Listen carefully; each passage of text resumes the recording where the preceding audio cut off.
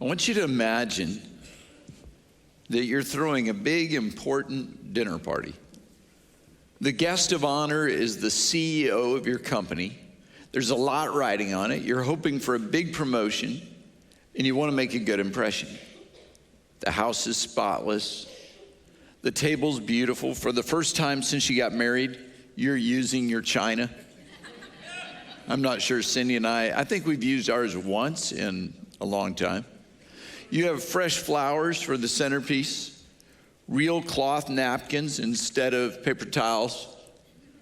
You hired the best chef in town to prepare a 5-course meal from the first bite to the last, which of course will be chocolate. You've planned every detail. You did research on the company president. He's from Texas, so his drink of choice is, of course, Dr. Pepper. You're stocked up and ready to go. Everyone else will pretend to like Dr. Pepper. You spent weeks on the guest list. You invited people who will make a good impression, send the message that you have friends who are important, have influence. No duds invited. Your most important friends have all RSVP'd. The plan's together. Everyone else is arriving at 6:15, 45 minutes before the guest of honor. That way he can make a grand entrance and be properly introduced to your important friends. At 6:15, you stand by the door waiting for your friends. No one's there. At 6:30, still no one. Where are all your friends? How are you going to impress the CEO with an empty table? You pick up your phone and start making phone calls. Maybe there's a big traffic jam or a wreck. No. Everyone you invited just has a pathetic excuse. Your first friend says, I'm so sorry, I won't be able to be there. I have to test drive a truck that I just bought. The next friend says, I got married 3 weeks ago, and yeah, you know how it is, new wife, new life. Sorry, buddy, I can't make it tonight. You make call after call with the same response, lame reasons why they're not coming. You're absolutely furious. It's 30 minutes from the biggest night of your life, and you're going to be horribly embarrassed. You throw down the phone, and you say, honey, we've got to do something. You call your teenage son down from his room and say, listen, boy, I'm in deep trouble. We need guests for this banquet. I want you to go out, and I want you to find neighbors, strangers, anyone. You see somebody, invite them. Tell them they're going to get a great meal. All they have to do is pretend to be important and that they know me. Hurry. Your son comes back in 5 minutes and says, sorry, Dad, I could only find these 2 guys. You've got 10 empty seats and just 2 guests.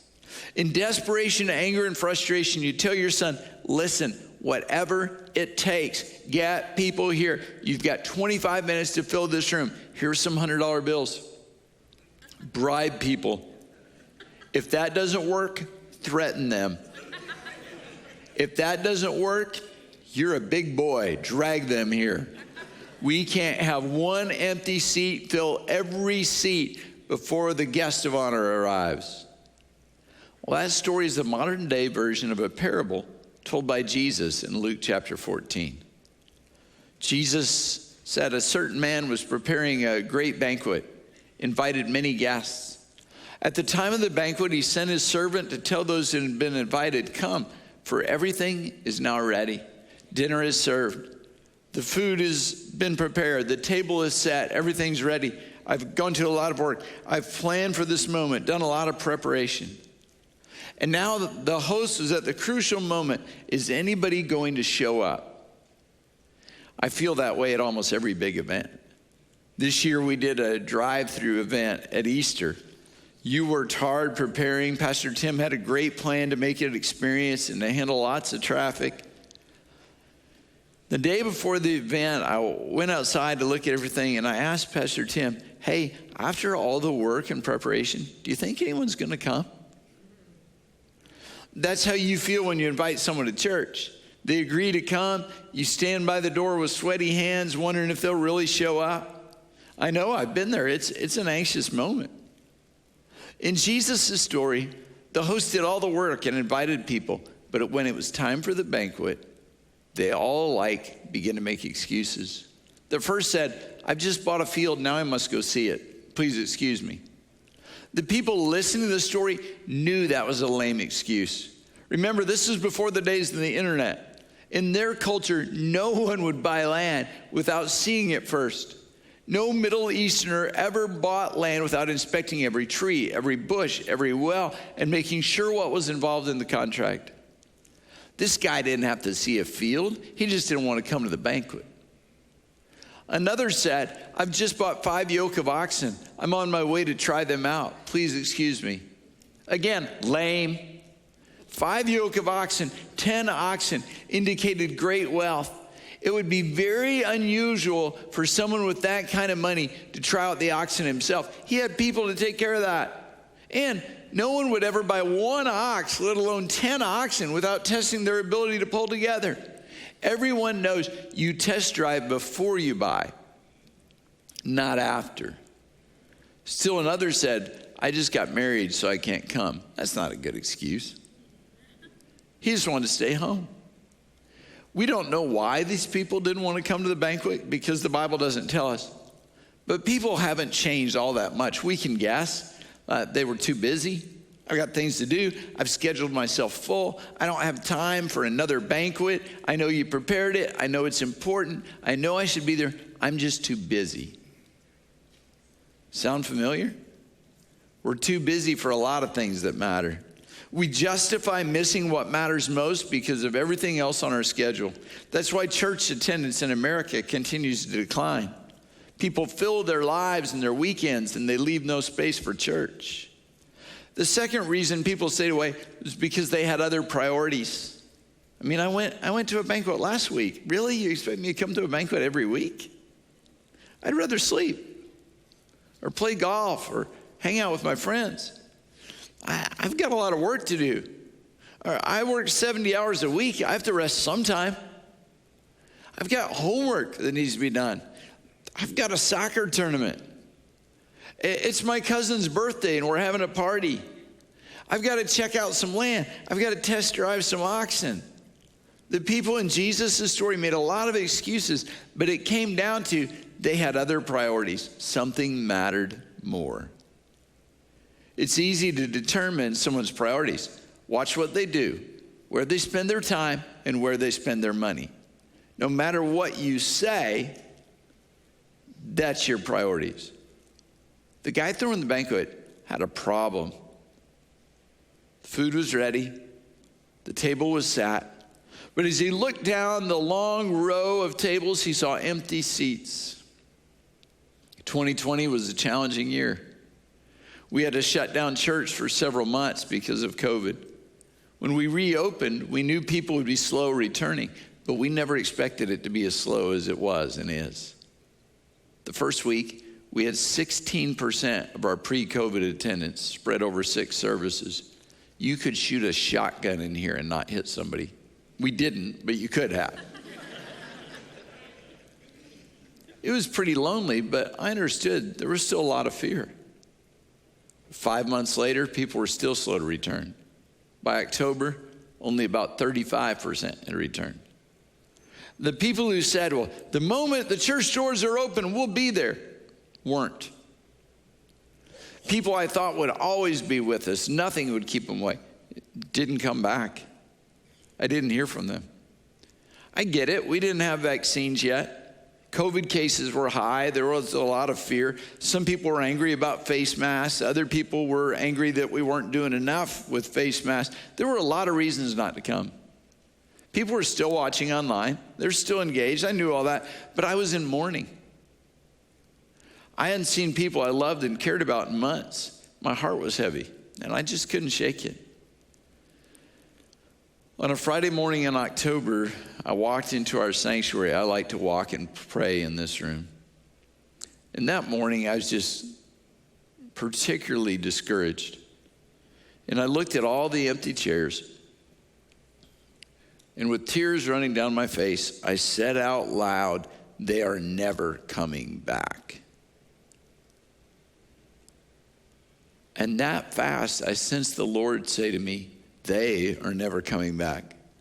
So fill those empty seats with people who need to experience my love, my forgiveness, and grace. The time for grieving is over, and it's time to have joy again. After a few minutes, I walked downstairs and walked into Rita's office. She could tell something was different. I had my joy back. See, I have a love-hate relationship with empty seats. Every empty seat represents a missed opportunity. There could have been somebody in that seat today. But at the same time, every seat's an opportunity. Church is different than a football game or a basketball game. The goal of a sports team is to fill every seat and turn people away. That's what the Arkansas Razorbacks used to do. And one day they might again, if they win a game or two, could be exciting. The goal is to have a waiting list, to have more people than seats. But at church, it's horrible to turn somebody away because you have no room. We need empty seats, a place for your friend or family or coworker to sit. You've been sharing your faith. You've been telling them about Jesus for weeks, months, sometimes even years. Wouldn't it be horrible if the day they finally came, there wasn't even one empty seat for them? See, the communicator in me wants every seat full. It's fun to speak to a packed house where there's lots of energy. But the soul winner in me wants to make sure there's always enough empty seats. Because every empty seat is an opportunity. It's a place for someone who needs Jesus. That seat is a spot for someone who needs to experience the life-changing power of Jesus. When I was growing up, my mom always set an extra place at the table, even if no one was planning to come. She did that because she never wanted a guest to feel unexpected. It was always, of course, here's your spot. At the Loy family dinner table, there was always room for one more. And you know what? Most nights, there was someone else at our table. I talked with my mom about it after she watched the service last night. Almost always, there's someone there. We all knew the Loy family dinner table was an open table. Friends were welcome. Friends of friends were welcome. Strangers were welcome. Have a seat. Join the family. We have a place here just for you. I remember the Thanksgiving when Bruce joined us. None of us even knew Bruce. But Bruce was related to a friend. He was struggling. He didn't feel comfortable around his family. He had no place to go. So that year, Bruce is part of our family. That's how church must be. When a guest comes in, they should feel expected. Like we have a place. We're ready for you. Church is a funny place. At a ball game, the best seats are down front. In fact, people pay big bucks to sit close to the action. But at church, one of our biggest challenges is people come in early and take the seats we most need for guests. When people come to church for the first time, they don't want to march to the front rows. They're already nervous and reluctant without people looking at them. We need to leave the back rows for people who are hesitant and afraid, not take them for ourselves. It's not just about getting you to sit close to the front, although you can't imagine how much that would help me as a communicator. It would make such a huge difference. But it's about leaving the right seats empty. In business terms, empty seats are a question of capacity. Do we have enough room to add more people? The guy in Jesus' story had a lot of empty seats. He had a room full of opportunities. The servant came back and reported to his master.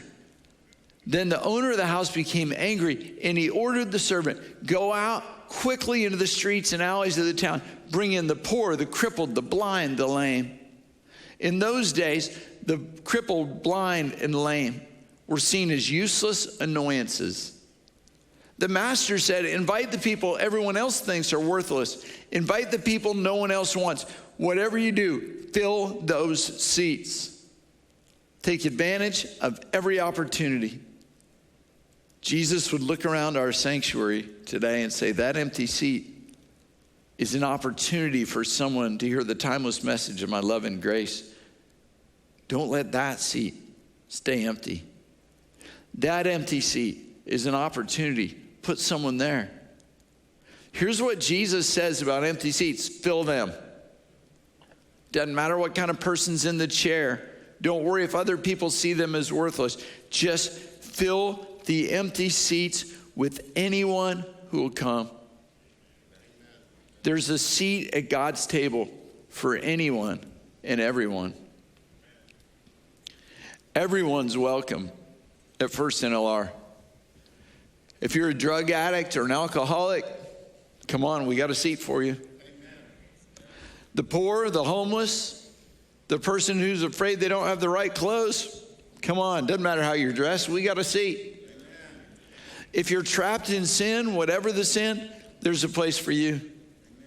If you have a past, you're worried that we could never accept you and that God will never love you, come on, we got a seat for you. Amen. The poor, the crippled, the blind, the lame, the people no one else wants, we got a seat for you. No matter your background, no matter the sins and mistakes of your past, whatever your religious background, Baptist, Pentecostal, Lutheran, Methodist, Church of Christ, Catholic, Mormon, or if you have no church background, there's a seat for you. Amen. Rich, poor, young, old, Republican, Democrat, Independent, Green Party, or if you're just confused and mad at all of them, we got a seat for you. Black, white, Hispanic, Asian, African, Asia Pacific Islands, wherever you're from, whatever race you happen to be, whatever your immigration status. You say, well, I don't think undocumented immigrants should be here. Really? That's who we've decided can't have a seat at our table? We're going to start carding people to decide if they can come to church? No, come on, we got a seat for you. There is no room for prejudice in church.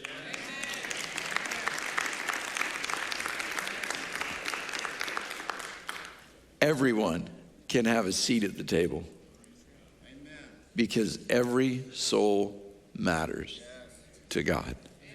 If every soul matters to God, then every soul must also matter to us.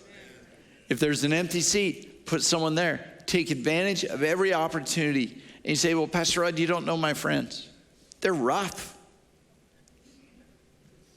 You don't remember how rough you were. Some of you still are. Bring them. If someone is rude to your friend, we'll ask that person to leave, and we'll give their seat to your friend. Sir, the servant said, what you ordered has been done, but there's still room. Then the master told his servant, go out to the roads and country lanes and make them come in so that my house will be full. I like the King James Version better. Compel them to come. There were lots of empty seats. The people invited to the banquet didn't come. The next wave, the poor, crippled, the blind, the lame, the unwanted of society came, but there were still empty seats. And so the host said, go invite perfect strangers and do whatever it takes to get them to come. If you have to give them a gift, give them a gift. Free food, giveaways, free coffee in the lobby. I don't care. Do whatever it takes. Compel them to come in. I prepared the meal. The food is ready. Fill the seats. From time to time, I will listen to people argue when their church does a giveaway or a prize drawing. And they say, well, we shouldn't have to do that to get people to come to church. Yeah, I agree. Why don't you invite people and then we won't have to?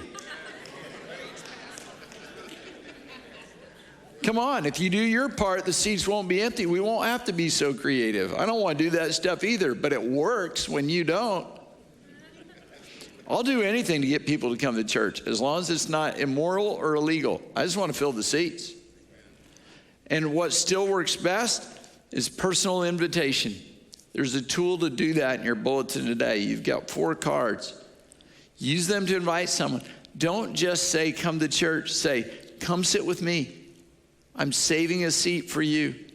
Circle what service time you attend, or better yet, just say what time works best for you. And if they say, well, 11:30 works best for me, say, oh, that's awesome. That's when I was coming Sunday. Perfect. I'll be there. Come sit by me. I'm saving a seat for you. That's what I do. I invite people when they come to church to come sit by me. They don't know the front row's a bad seat. They think it's an honor to be there. Now look at the end of the story. The master said, I tell you, not one of those men who are invited will get a taste of my banquet. I can't focus on the people who didn't come. They're lost. They're missing it. They're not going to get a single bite of food, not now, not ever. But the food's ready, so go find someone for every seat. The host in this story instructed his servants to compel people to come in, wherever they could find them. This parable is a perfect picture of church. Hundreds of people spend thousands of hours every week preparing for the most important 70 minutes. The table's set. The food is ready. We need people to experience God's love and grace. We've invited people. Some of them come, some don't. We're reaching out to those society has forgotten, but there are still some empty seats. So do you know what it's time to do? Jesus says, if there are empty seats, go out where the people are and compel them to come in. Say, but what if they say no? What if they don't want to spend time with me anymore? What if they think I'm weird? What if they think I'm not Christian? Do whatever it takes in spite of those fears. Don't let fear hold you back from reaching people for Jesus. Your job is to extend the invitation to tell anyone and everyone about Jesus and his love. Can we force people to come to church? Absolutely. No, I'm kidding. We can't. That's not what Jesus is saying. Instead, the tone is more like this. Do whatever it takes. Go wherever you have to go. Don't let anything stop you. Don't let those empty seats be a missed opportunity. Instead, do whatever it takes to fill them. Whatever it takes. If you have to go pick them up on a bus, pick them up on a bus, because you got to fill that seat. We'll give you a bus to drive. If you fill that bus, I'll get you another bus. If you fill that one, I'll get you another. I'll give you a fleet of buses if you fill them up with people and bring them to church. If you have to call them and wake them up for them to make it, do it, because we got to fill that seat. If you have to offer to buy them lunch, buy it. Fill that seat. If you can't afford it, I'll buy it.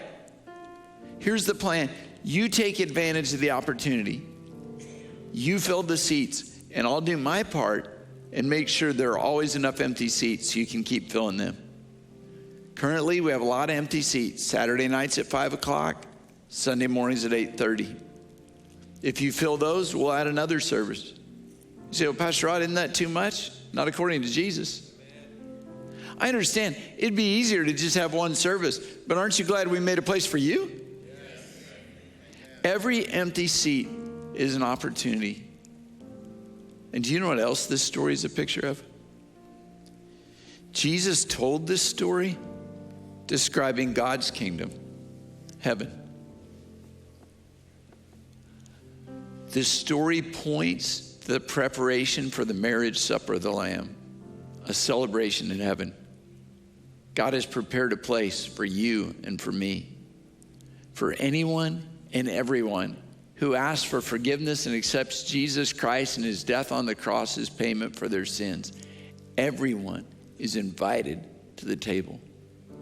God's love is available to all. His forgiveness extends to everyone, regardless of your past. He invites you to the table. He invites you to relationship with him.